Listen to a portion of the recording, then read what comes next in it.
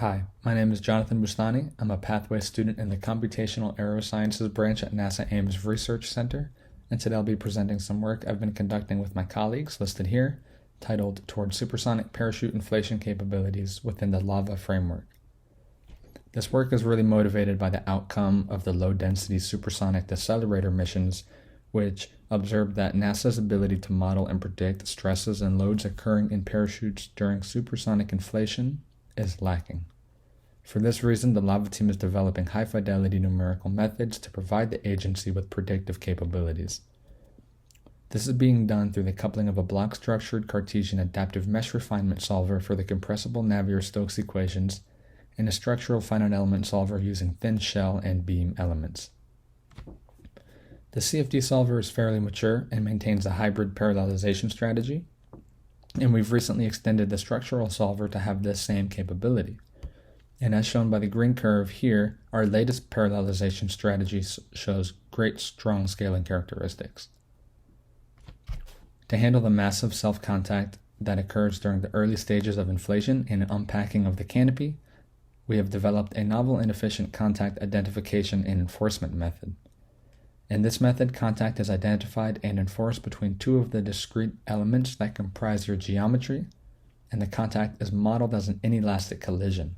These two elements will exchange momentum and energy, and a penalty impulse can be generated using fairly simple physical principles.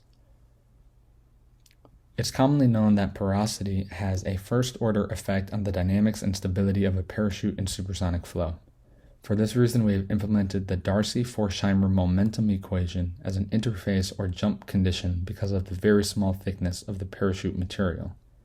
And as shown by this graph, we can capture the porous response of a relevant broadcloth very well.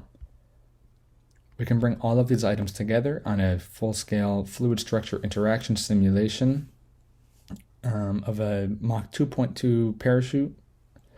And in this study, we'll have an impermeable parachute, a porous parachute, and a slightly less porous parachute, both using relevant parachute broadcloths. First, qualitatively, we can see that the introduction of porosity results in a weaker recirculation region on the canopy with the more porous material. This does result in a higher density in the wake of the canopy, and quantitatively, this results in approximately a 7% reduction in the coefficient of drag. Moving forward, we'll be simulating the Aspire SR01 supersonic parachute test and comparing the aerodynamic performance with experimental data. This work is partially supported by NASA's Entry Systems Modeling Project and NASA's Transformational Tools and Technologies Project.